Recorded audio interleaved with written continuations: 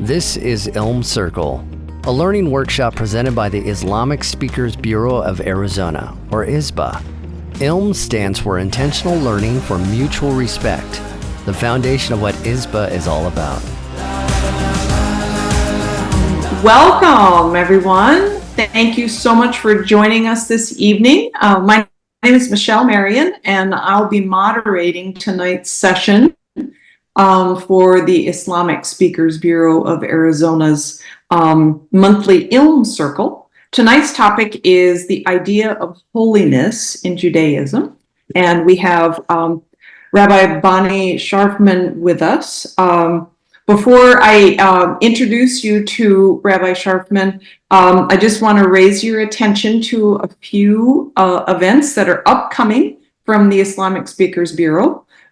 We have the Tri-Faith discussion on the topic of the role of wilderness, desert spirituality, and that will be on February 6th at 6 p.m. It also will be virtual, similar to this platform. And then at the end of February, we have our youth interfaith iftar. It's specifically for teens. To celebrate joy and to get to know their neighbors. That's on February 29th, which I only get to say that like once every 4 years. But there's actually something on February 29th. And it's from 4:45 in the afternoon until 8 p.m. at the Islamic Center of the Northeast Valley. And so we're looking forward to that for our youth in the community. So as I said, we have Rabbi Sharfman with us tonight with quite an engaging topic. And I want to introduce you to her just a little bit. Rabbi Sharfman is the spiritual leader of the congregation Kehillah in Scottsdale, Arizona. She was the first woman of 37 generations of her family ordained as rabbis. Rabbi Sharfman was previously associated with two large synagogues, and she's the founder of the Pardes Day School, an accredited kindergarten through 8th grade school, and has served as its head of the school for over a decade. The Ave Chai Fellow in Jewish Education. She attended the Principal's Center for Harvard University's Graduate School of Education, and Rabbi Sharfman lived in Israel and holds graduate and undergraduate degrees from the University, or from the Hebrew University of Jerusalem. Rabbi Sharfman served 2 terms as the president of the Board of Rabbis, currently serving an additional cycle on its executive committee. She is one of the founders of the Jewish Community Relations Council, and she continues to serve on its executive committee and is also the vice president of the Arizona Faith Network. She has served on several committees supporting our local Paradise Valley Unified School District, and she is often a requested speaker, teacher, and panelist on religious, social justice, historical, and interfaith issues, and teaches regularly in interfaith settings. So we are really very, very pleased to welcome Rabbi Sharfman to this ILM Circle tonight on this rather engaging topic. She has a presentation, and then we will have time for questions and answers at the end. Feel free throughout the presentation to put questions in the chat. We'll address those at the end. And we can also, at the end, of course, have you all on mute, and you can speak with Rabbi Sharfman personally. So thank you and welcome, Rabbi Sharfman. Thank you so much, Dr. Marion. It's really a pleasure to be here with all of you tonight. If you're able to show your video, I don't care if your hair is in bad shape. I won't look like that. But when I'm teaching, I just love to see who I'm talking with. And so if that's possible for you to do, I greatly appreciate it. If not, no worries. So Azra is on a plane right now, but thank you, Azra, somewhere out in the cosmos there. And thank you, ISB leadership, for inviting me to join with you and share some thoughts tonight from Jewish tradition. Now, Islam is similar to Judaism in its emphasis on practice rather than belief, and on law rather than on dogma. The primary religious discipline in Judaism and Islam has been religious law, while for Christianity, it's been theology. Together with Christianity, we are all monotheistic. That means Islam, Judaism, and Christianity are all monotheistic, sharing a belief in one God, although we worship this God in different ways, and we call this God by different names. Islam and Judaism both have, for instance, dietary laws, kashrut for the Jews and halal for the Muslims. And even our holy languages are very similar. Arabic is the holy language of Muslims because that's what the Holy Quran is written in. For Jews, it's Hebrew because that's what our Torah and the rest of the Tanakh, the Hebrew Bible, are written in. Now, both Arabic and Hebrew belong to the Semitic family of languages and are therefore very closely related. There are many words in common that originate from a shared root, with minor variations. And many of these shared words appear in both the Quran and the Tanakh, again, the Hebrew Bible. There's one example. I can't really throw that out there without sharing an example for you. And I've always thought it's interesting to note that both Muslims and Jews have the same religious greeting, for instance, based on the concept of peace. Clearly lacking here. Muslims say Assalamu alaikum, and Jews say Shalom aleichem.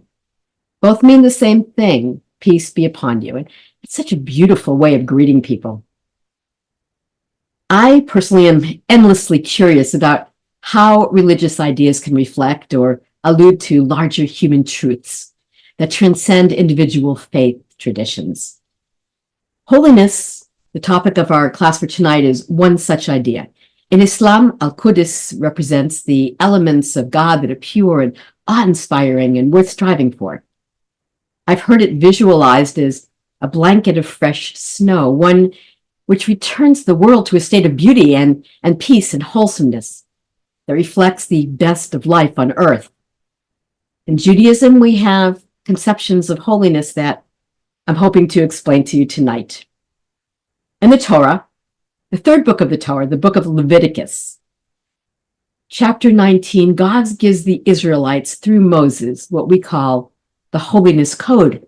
And this code, called Kedoshim, charges the Israelites to be a holy community in God's image. And to achieve this, our ancestors were instructed in all the various ways of living righteously, including, amongst other things, caring for the poor, respecting the disabled, and loving thy neighbor.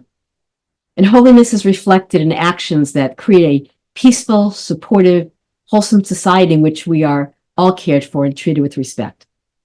I believe this is true of most religions. In both traditions, Islam and Judaism, the holiness of God provides humanity something to strive for, an example of perfection that can never be achieved, but must nonetheless be sought and pursued. Holiness represents the ideal way for human beings to interact, not just with God, but also with one another, with love and respect and purity of intention. There are many important differences between Judaism and Islam that should not be reduced or understated. But in a very meaningful way, both groups are striving to honor and reflect what is called in Islam Al-Qudus, the holiness of God, and in doing so prove that they're worthy of God's love and blessing. And it's this connection with the divine that compels Muslims and Jews to act deliberately and with integrity, to form holy communities that lead each member in the direction of righteousness. This to me feels bigger than any of our respective religions. It speaks to the human need to belong and to belong to a community that offers support and encouragement to constantly strive for more understanding, more connection, and frankly, more opportunities to do good.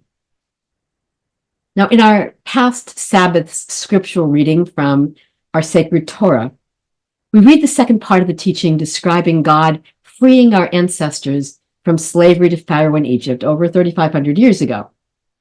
And we learn that no one should be slaves to another, not a people nor an individual. But the idea that has been reinforced and, I'd say, inculcated into us is that we gain freedom not for the sake of freedom alone, but so that we might serve God. And we're charged with helping those who are still enslaved to find their freedom. And Jews recount this every year in the spring with our Passover holiday, and the seders that we observe in our homes. Now, by the way, if some of you have seen that film, The 10 Commandments, Cecil B. DeMille's The 10 Commandments, I think it's shown on some major network TV pretty much every year on Easter Sunday. A lot of it's correct, some of it definitely not. But one of the things that is important I just wanted to point out to you, say, let my people go. That's what Moses and his brother Aaron said to Pharaoh. Let my people go. That's really not the verse. The verse is, let my people go from slavery to Pharaoh in Egypt in order that they may serve me, meaning, of course, God. Well, prior to the actual Exodus, there were 10 plagues that were sent upon Pharaoh. And the 9th one was the plague of darkness. And we're told that the darkness that was imposed on Pharaoh was a darkness so dense that it could almost be felt. Rabbinical scholars over the generations have taught that this darkness was a darkness through which people could not even see one another. And they could not see their brothers and sisters. They lacked awareness of the good in people and how they might have been able to learn from one another. Before I get more into the depth of this topic, I thought I wanted to share this with you. One of the feelings that I felt that I needed to speak to as a rabbi over the past few years was a feeling of spiritual exhaustion that people are having at the kind of darkness and hate and anger that have been building in our society. And I know that we all need to be recharged because we can't let spiritual exhaustion win. The late Reverend Martin King Jr. has taught you can't drive out hate with hate. The only way to drive out hate is with love. So Asra asked me to choose a piece of scripture to share with you today. And the section that most resonated for me includes what is the most central tenet of our Torah, a teaching that speaks exactly to the point of love, of audacious love. And the verse is, V'ahavta l'reacha kamocha in Hebrew. And I know you all know what that means. It means love your fellow, or sometimes translated as love your neighbor as yourself. Now, our Jewish sacred literature is so vast. We've had over 4,000 years to amass it. And this piece of scripture is from what we call our Torah, the blueprint for life, also known as the 5 books of Moses. In other words, the beginning of the Hebrew Bible. I've always found this interesting. The first letter in the Hebrew Bible is the Hebrew letter Bet, the word Bereshit, in the beginning.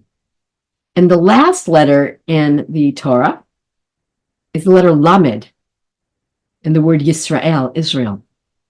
And if you put them together, they form a Hebrew word. Lamed Bet means lev, which is heart. So this first section I want to share with you this evening is the lev, the actual very physical heart of the Torah, its actual geographical center, the middle and the heart of its message of how we're meant to build a society and what it is that God requires of us. About 2,000 years ago, which is relatively modern in terms of Jewish history, since the Torah itself is 3,500 years old, a group of our early rabbis were debating. They were always debating. And this debate was, what is the most important principle in the entire Torah? Now, they went back and forth and back, and eventually Rabbi Akiva suggested that the greatest principle of all is the teaching I just mentioned a few moments ago. V'ahavta l'reacha kamocha. Love your fellow or neighbor as yourself. Sounds simple, right? Well, for example, we might rightly ask, what does it mean to love? We have different definitions of love. And we can also ask, who is your neighbor? And what if you don't love yourself? Can you still love someone as yourself? And is that even desirable if you don't love yourself?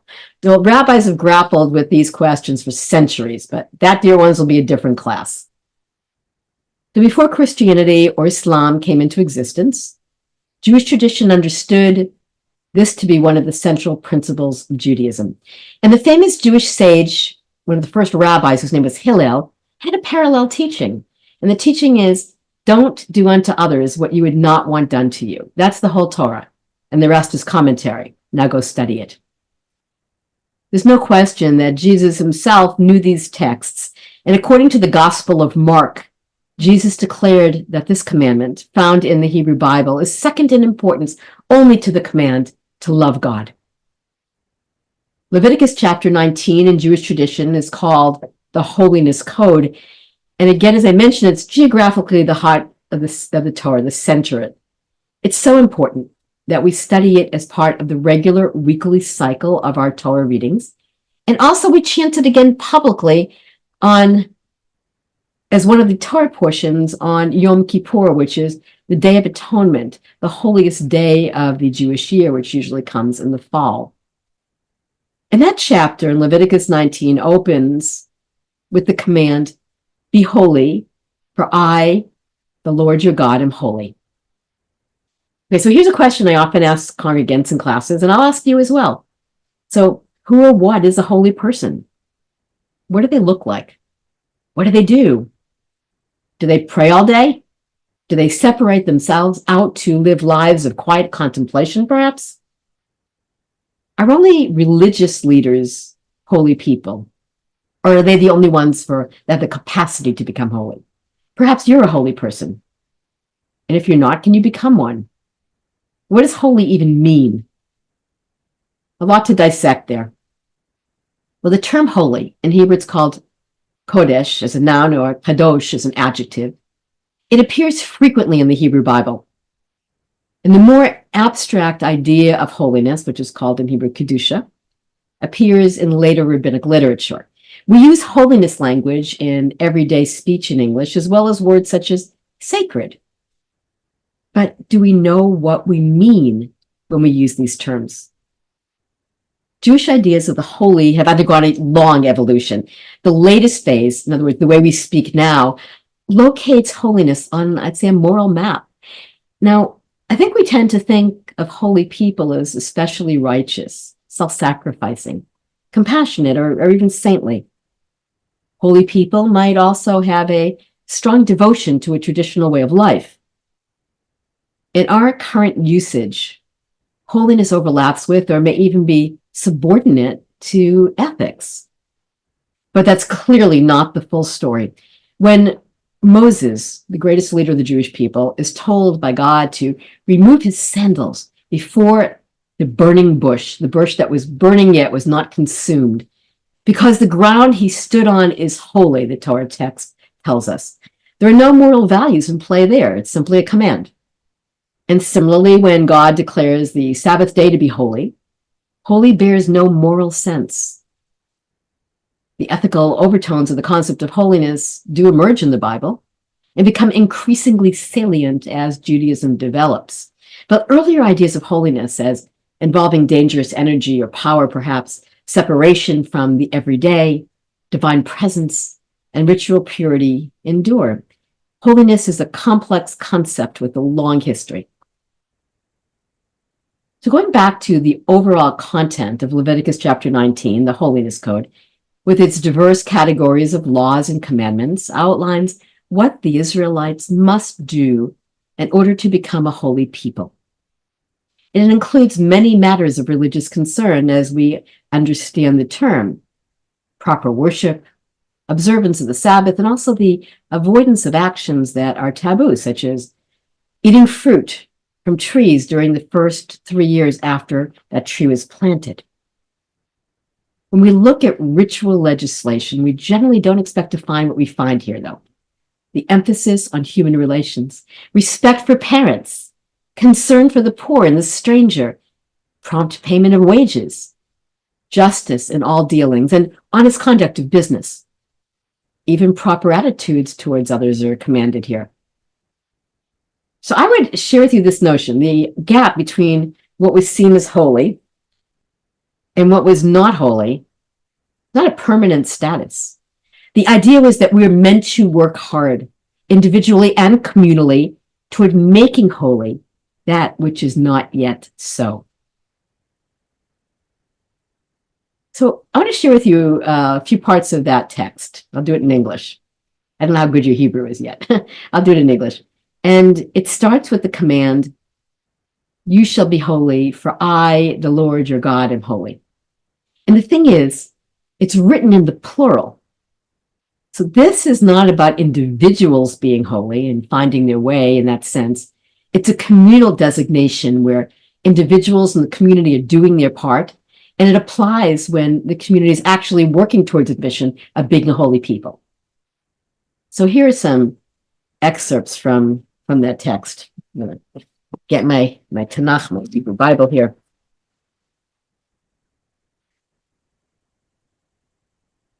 So how are you to become a holy people according to the Bible text? You each shall revere his mother and his father and keep my Sabbaths. I, the Lord, am your God. Don't turn to idols or make molten gods for yourselves. I am the Lord your God. And by the way, look at that one for a minute. I don't know how many of you have idols that you're worshiping these days, but it's very important to note we're not just talking about things from antiquity.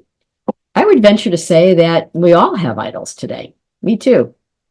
What do I mean in this sense? I mean, anything that assumes a predominance in our lives that shouldn't. Like, let's see, quest for a new car. Nothing wrong with that. But if it becomes so overarching that you forget to do the rest of what you're supposed to do in the world, then that has taken the status of an idol. I hope that makes sense. There are other examples that we could give as well. Let's skip over a little bit. When you reap the harvest of your land, you shall not reap all the way to the edges of your field or gather the gleanings of your harvest. You shall not pick your vineyard bare or gather the fallen fruit of your vineyard. You shall leave them for the poor and the stranger. I, the Lord, am your God. You shall not steal. You shall not deal deceitfully or falsely with one another. You shall not swear falsely by my name, profaning the name of your God. I am the Lord. You shall not defraud your fellow. You shall not commit robbery. The wages of a laborer shall not remain with you until morning. You shall not insult the deaf or place a stumbling block before the blind. You shall fear your God. I am the Lord. You shall not render an unfair decision. Don't favor the poor or show deference to the rich. Judge your kinsmen fairly.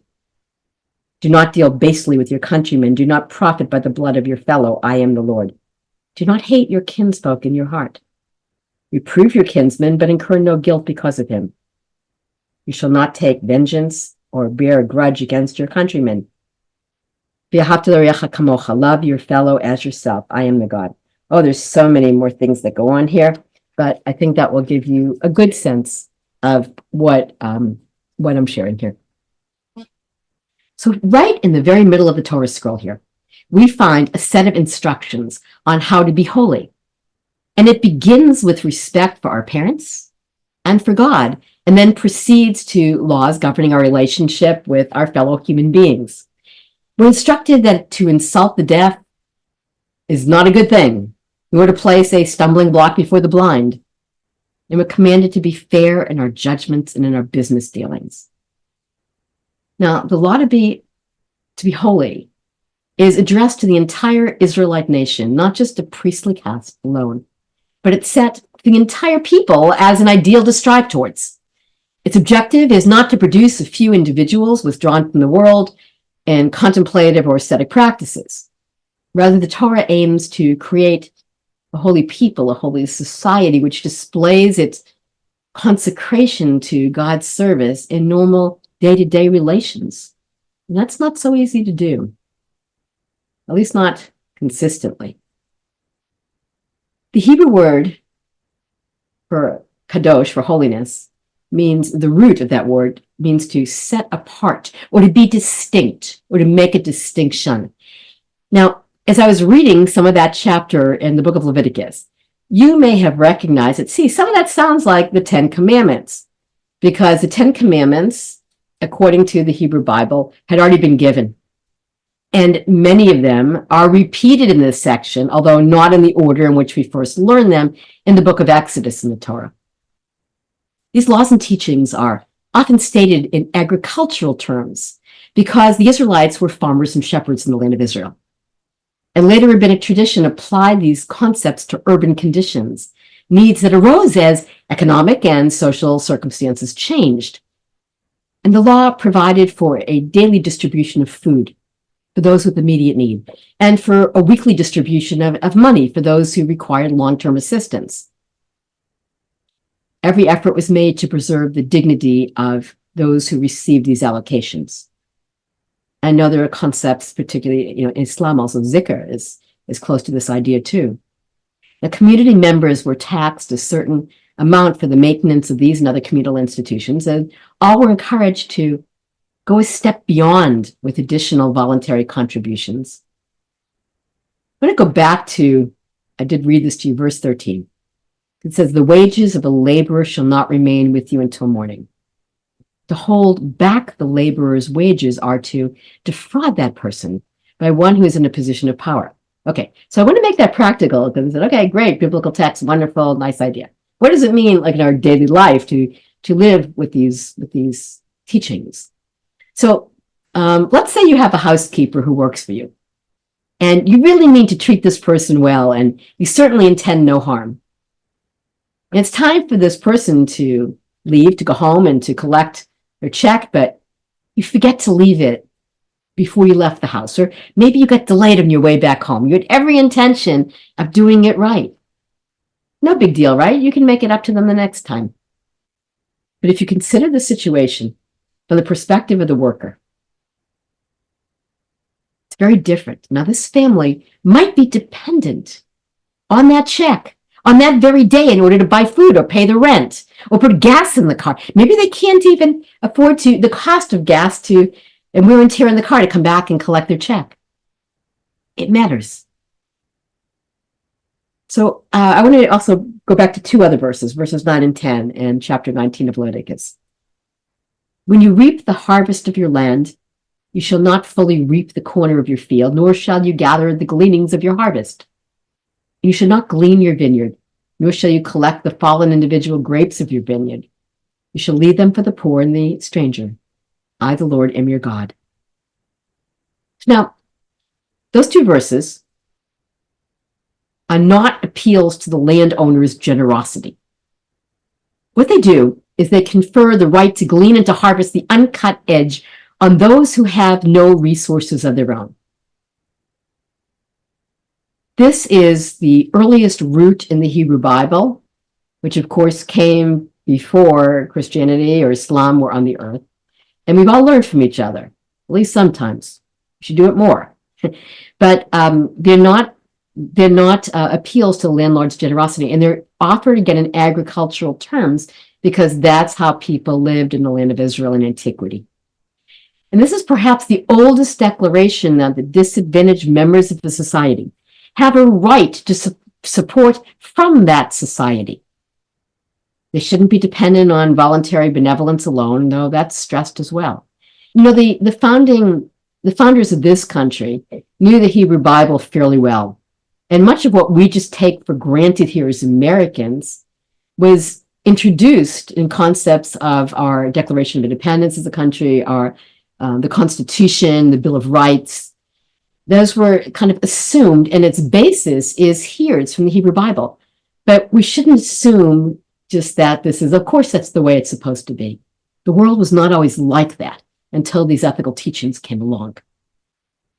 Now, from these few examples in our text, I hope we can see that the Torah's view of holiness is not defined by synagogue attendance or by outward signs of piety, nor about how we dress, nor is it a matter of ritual practice or personal attitude.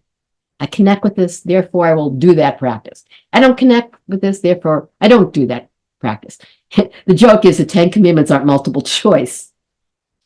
But it's also, holiness can be found only in our relationships with other people. Holiness is revealed when we're just and when we're compassionate. And it's manifest when we're respectful of others and ethical in our behavior. Now, I want to distinguish something very important here. I want to distinguish holiness from ethics. I think it's easy to mix those two. And as primary as ethics and morals are, we don't live by morality alone. So the Torah also instructs us to lead holy lives. The first line again, you shall be holy because I, the Lord your God, am holy. So God, according to the Hebrew Bible, is much more than the source of morality. God is the source of holiness. Now, ethics enables life.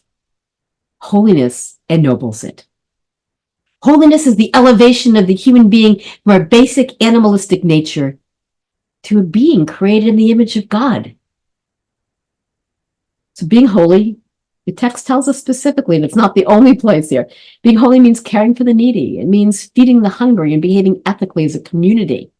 And at a personal level, it means recognizing that each person is a sovereign being made in the divine image and worthy of love.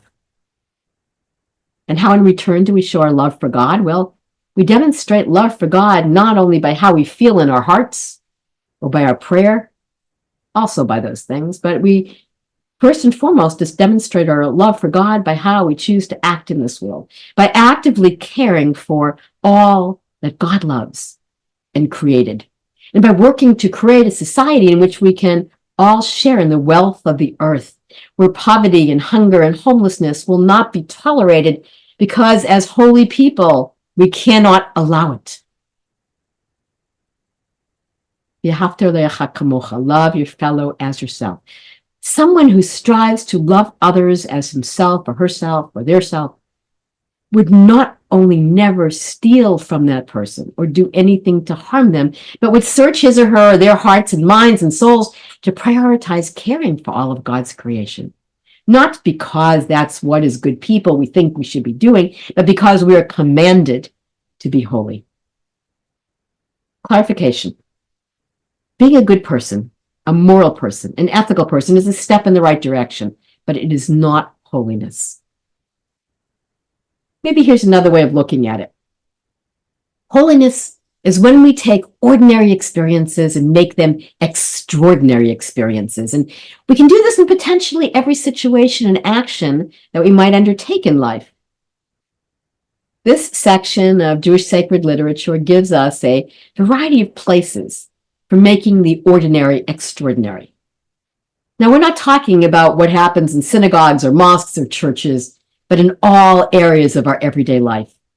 The family, the workplace, the courts, interpersonal relationships, the supermarket, even our relationship to the earth and how we care for it. That's a sign of how we treat it as a sign of holiness. And it teaches us that a holy moment, a holy encounter can happen anywhere, anytime, with anyone. And it comes from love. It comes from a love that wants to reach out and be shared. It's love that comes from knowing that each of us has a spark of God inside and actively seek out that spark in others because God is present when we choose to let God in.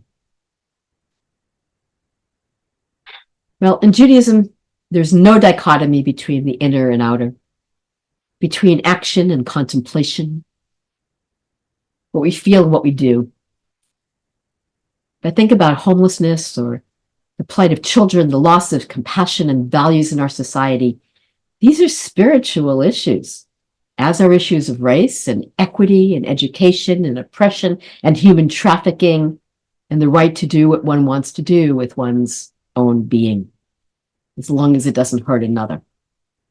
When we legitimately see God, let me say it this way, when we legitimately use the word God in a sentence that describes our action, then social action becomes a spiritual path. I'm working in the soup kitchen because feeding the hungry is a commandment ordained by God. I'm involved in interfaith dialogue because God created one person at the dawn of creation in God's own image, and therefore all people descended from the original Adam and Eve are endowed with immeasurable dignity. I'm working against violence and oppression because those things violate the image of God.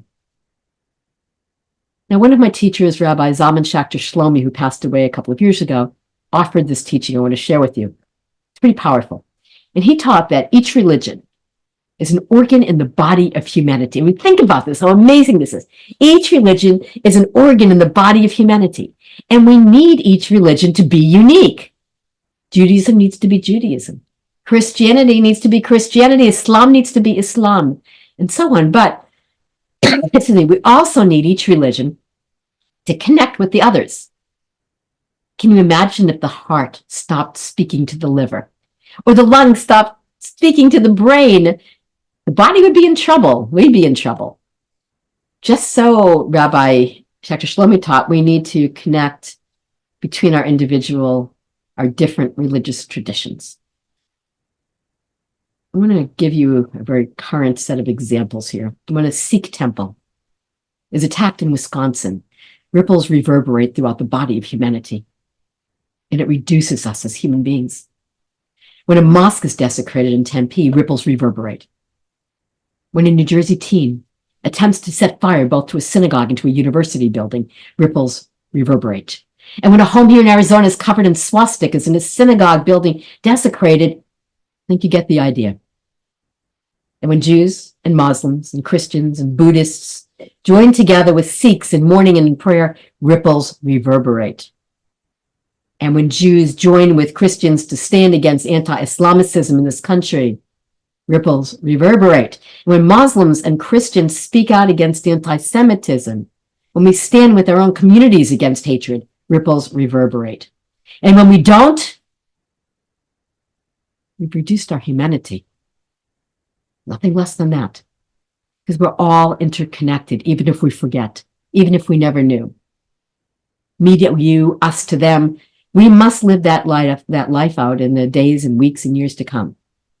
Now, I'm not a scholar of Islam, but I do know that the Hebrew prophet Ezekiel, while not mentioned by name in the Quran, is revered among Muslim scholars as both classical and modern have included Ezekiel in lists of the prophets of Islam.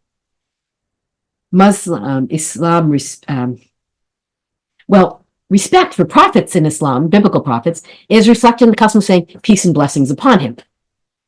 In Judaism, there are also 7 female prophetesses, by the way. So maybe we can say peace and blessings upon them.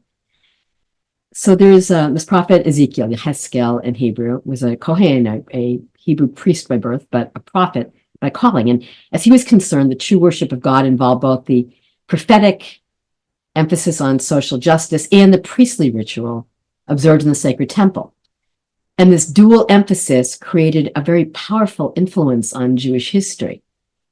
Judaism followed Ezekiel. It did not become a pure ethical system following the prophets alone, but it also didn't become just a mechanical ritual system following the priests. Judaism became, as Ezekiel meant it to be, a ritual life made holy, ennobled by prophetic idealism.